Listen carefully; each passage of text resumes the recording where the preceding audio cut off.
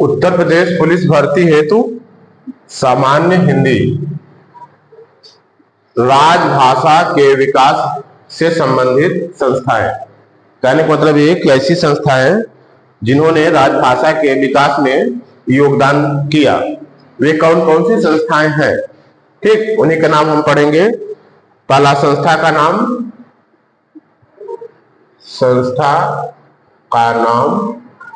और इधर स्थापना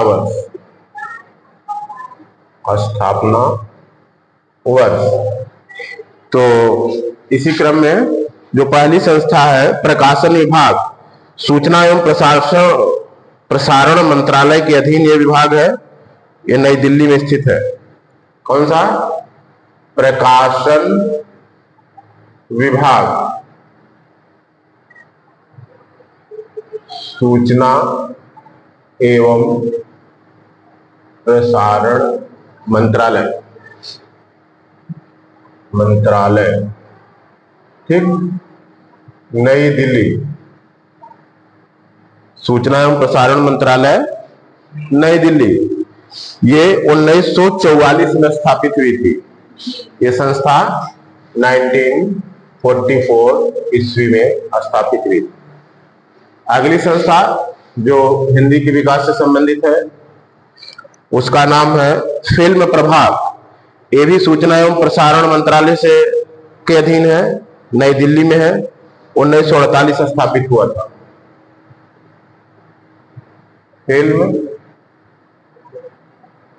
फिल्म प्रभाग, सूचना एवं प्रसारण मंत्रालय नई दिल्ली 1948 में स्थापित। फिर इसके बाद है साहित्य अकादमी, ठीक है, ये 1954 में स्थापित हुआ था। साहित्य अकादमी ये भी है, किसके अधीन होगा? साहित्य अकादमी, ये नई दिल्ली में है, ठीक, नई दिल्ली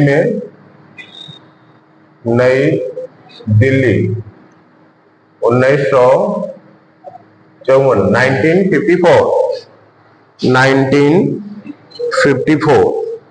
फिर पत्र सूचना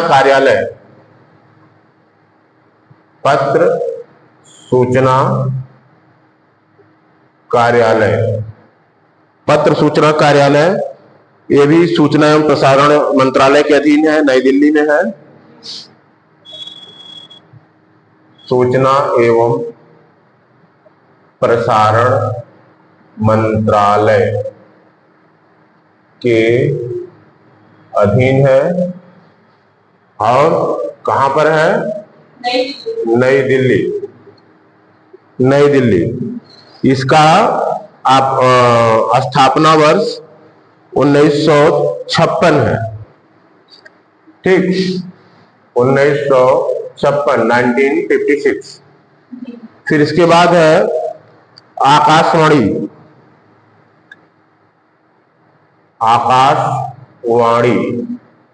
आकाशवाणी से ही रेडियो आज का संचालन होता है। आकाशवाणी ये भी सूचना एवं प्रसारण मंत्रालय से संबंधित है। सूचना एवं प्रसारण मंत्रालय, ठीक है, नई दिल्ली में है, सूचना एवं प्रसारण मंत्रालय से संबंधित है, नई दिल्ली में है, ठीक, और 1957 में स्थापित हुआ था। नई दिल्ली 1957। फिर इसके बाद नेशनल बुक ट्रस्ट नई दिल्ली, क्या? नेशनल बुक ट्रस्ट नई दिल्ली,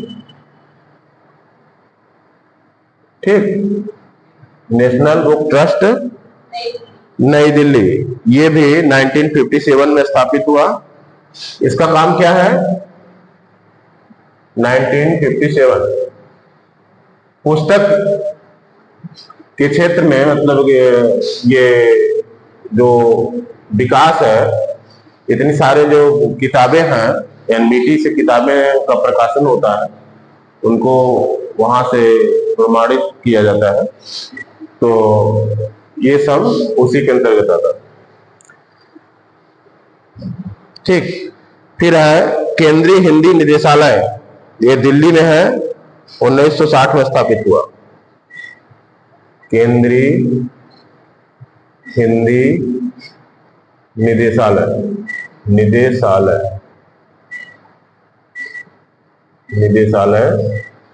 ये दिल्ली में है, दिल्ली 1960 में स्थापित हुआ था।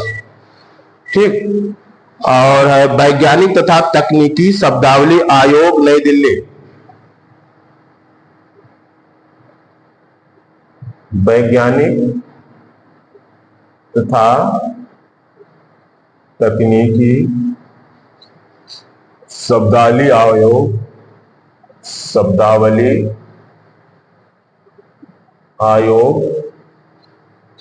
ये भी कहां है? नई दिल्ली। ठीक है, नई दिल्ली। ये पुस्तक एवं शब्दावली आयोग कहां पर है? वैज्ञानिक तथा तकनीकी शब्दावली आयोग, नई दिल्ली, 1961। वैज्ञानिक तथा तकनीकी शब्दावली आयोग 1961। ठीक। ये इसका भी लेखन के क्षेत्र में बहुत योगदान है, इस संस्था का भी, क्योंकि ये शब्दावलियों को यहीं से ही प्रमाणित होता है। फिर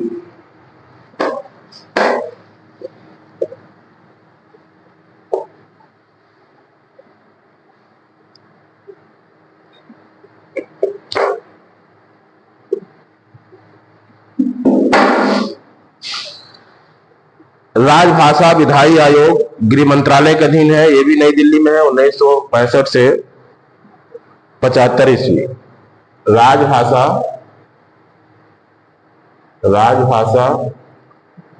शब्दावली आयोग, राजभाषा शब्दावली आयोग।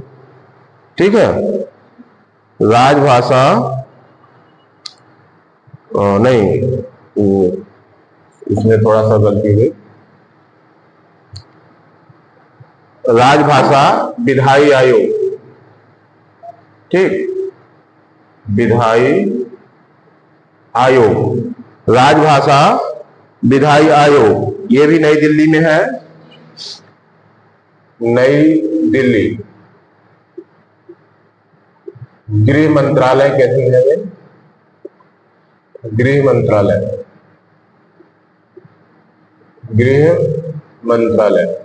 ठीक, गृह मंत्रालय के अधीन है ये। कौन? राजभाषा विधायी आयोग, 1965 से 75 ईस्वी, 65 से 75 ईस्वी। फिर इसके बाद है केंद्रीय अनुवाद ब्यूरो, केंद्रीय अनुवाद ब्यूरो। ठीक, ये भी गृह मंत्रालय, केंद्रीय अनुवाद ब्यूरो भी किसके अधीन है? गृह मंत्रालय के अधीन है, नई दिल्ली में है, 1971 को स्थापित हुआ, नई दिल्ली 1971। केंद्रीय अनुवाद ब्यूरो। ठीक। और फिर है राजभाषा विभाग, ये भी गृह मंत्रालय के अधीन, राजभाषा विभाग, गृह मंत्रालय। ठीक है, गृह मंत्रालय का अधीन है, तो कहां होगा ये नई दिल्ली में, 1975। नई दिल्ली 1975, 1975। ठीक है।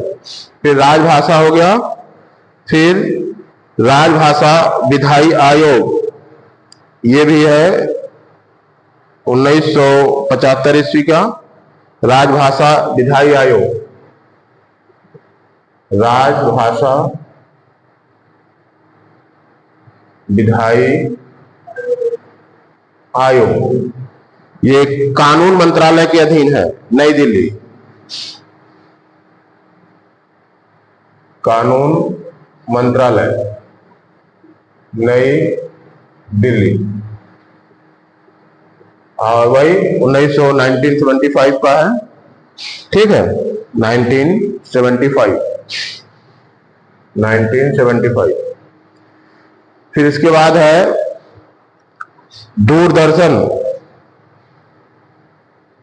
दूरदर्शन मतलब दूरदर्शन, ये सूचना एवं प्रसारण मंत्रालय, सूचना प्रसारण मंत्रालय। आज ये जो चैनल हैं टीवी के, ये हमेशा नहीं होते थे। पहले अकेले दूरदर्शन होता था, न्यूज देता था, 1 घंटे की न्यूज में पूरी जानकारी मिल जाती थी। अब क्या होता है, दिन भर न्यूज आता है और क्या जानकारी मिलती है पता नहीं। ठीक है।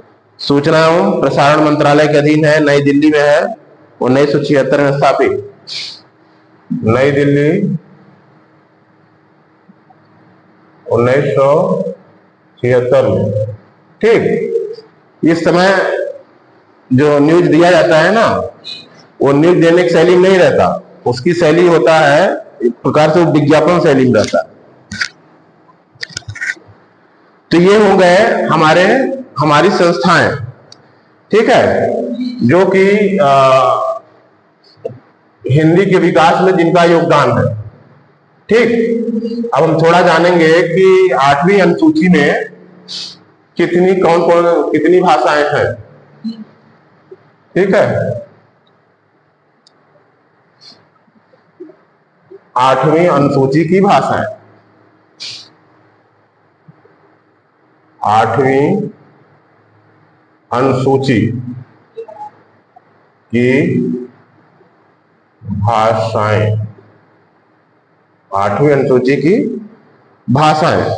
आरंभ में कितनी भाषाएं थी 8वीं अनुसूची में? हाँ, आरंभ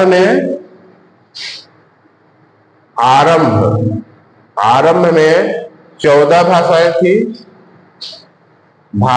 थी। आरंभ में 8वीं अनुसूची में 14 भाषाएं थी। वो कौन कौन थी? असमिया, बंगला, गुजराती, हिंदी, कन्नड़। असमिया,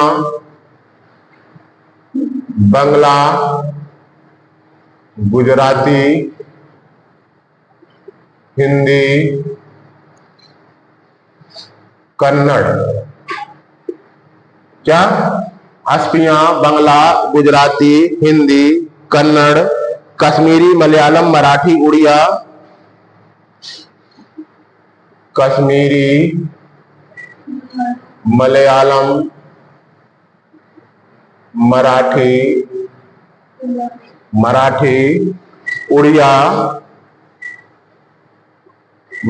उड़िया, कश्मीरी, मलयालम, मराठी, उड़िया, पंजाबी, संस्कृत, तमिल, तेलुगु, उर्दू।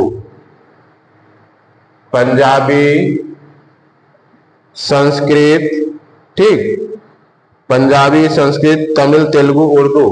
पंजाबी, संस्कृत, तमिल, तेलुगु, उर्दू।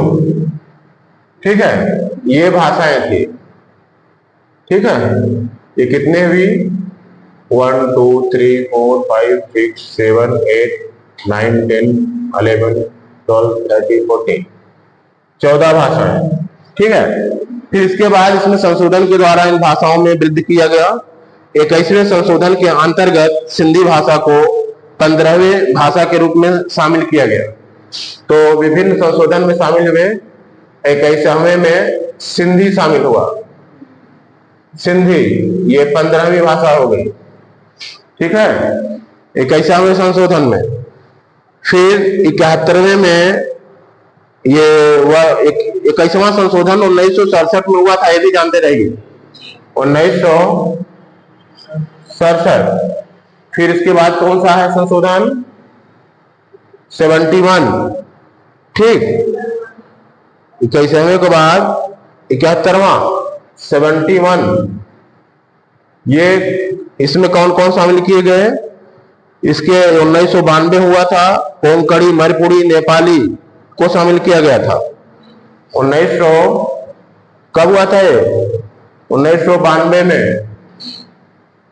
फिर इसमें कोंकणी, किसको? कोंकणी, कोंकणी, कोंकणी, कोंकणी, कोंकणी, और कौन था? मणिपुरी और नेपाली। कोंकणी, मणिपुरी, नेपाली, कोंकणी, मणिपुरी और नेपाली। तो कितना हो गया, है ना? तो 71वें में संशोधन तक 18 भाषाएं इसके अंतर्गत हो गई थी। फिर 92वां संशोधन हुआ 2003 में, 92 कब हुआ?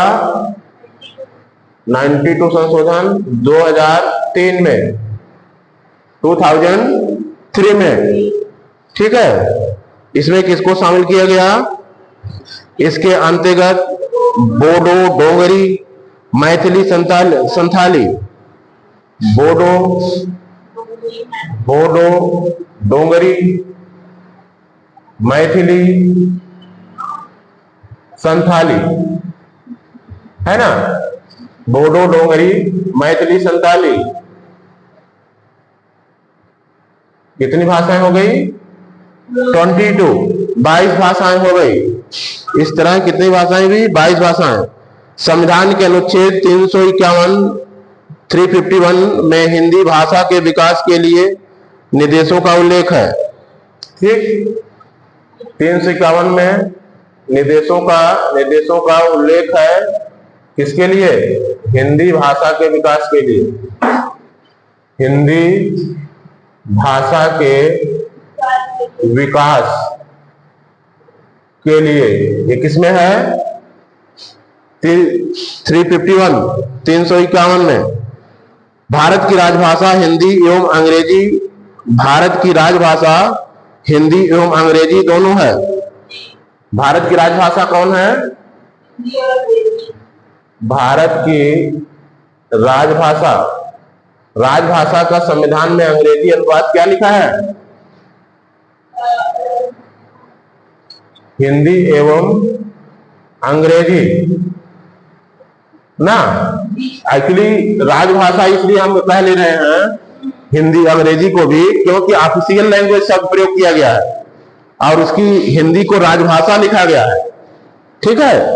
तो ऑफिशियल लैंग्वेज के नाते ही हम हिंदी और अंग्रेजी को भी कह सकते हैं राजभाषा, ठीक।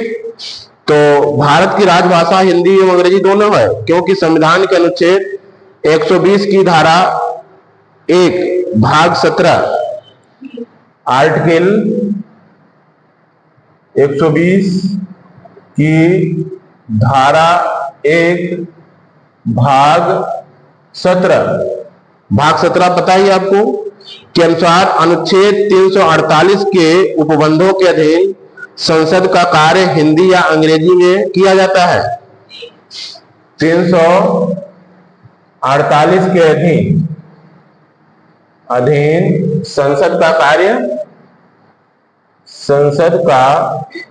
कार्य हिंदी और अंग्रेजी में किया जाता है, ठीक है। हिंदी और अंग्रेजी में किया जाता है। और क्या है? संविधान में आश्वासन दिया गया था कि वर्ष 1965 से सारा काम हिंदी में होगा, ऐसा आश्वासन था। क्या आश्वासन था? कि 1965 से सारा काम हिंदी में होगा। 1965 से सारा काम हिंदी में होगा। ये संविधान का आश्वासन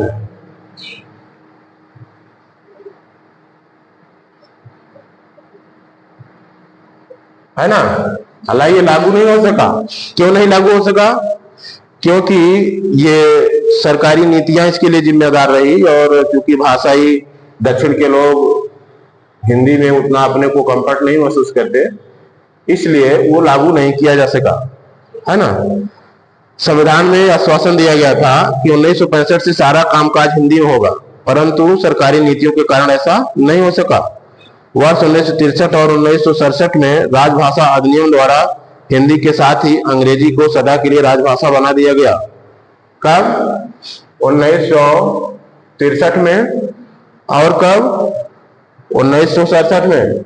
1967 में हिंदी के साथ अंग्रेजी को